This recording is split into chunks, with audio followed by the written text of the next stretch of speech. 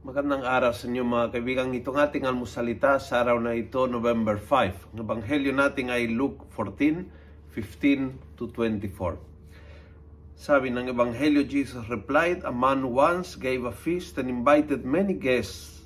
When it was time for the feast, he sent his servants to tell those who had invited to come, for everything was ready. But all alike began to make excuses.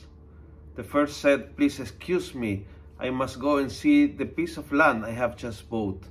Another said, 'I am sorry, but I am on my way to try the 5 yoke of oxen I have just bought.' Still another said, 'How can I come when I have just got married?' Valid reasons, but excuses. Inimbita sila ng Diyos sa kanyang salo-salo. Gusto ng Diyos magbahagi ng kanyang kagalakan sa kanila, but they make excuses on valid things. May lakad, may pupuntahan, may importanteng gagawin.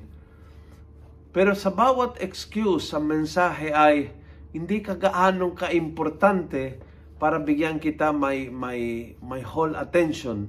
Hindi kagaano kaimportante para bigyan kita ng priority sa buhay ko. How many times ganyan po tayo sa Panginoon? Yung tipong waiting siya sa ating sa pagsisimba. Halimbawa, at sasabihin na, hindi, may gagawin ako, busy ako, may tatapusin ako, may pinapasa ako na paper o trabaho o valid. May gagawin ako na valid, but bottom line yung message ay, Panginoon, hindi ka top ng aking mga priorities.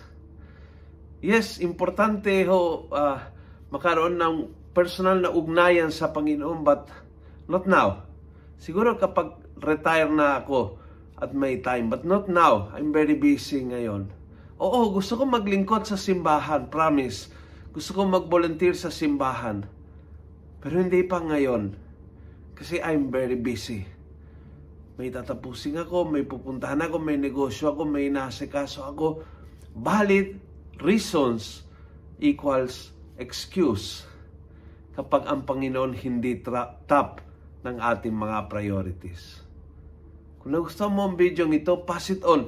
Punuin natin ng good news ang social media. Gawin natin viral. Araw-araw ang salita ng Diyos. And God bless.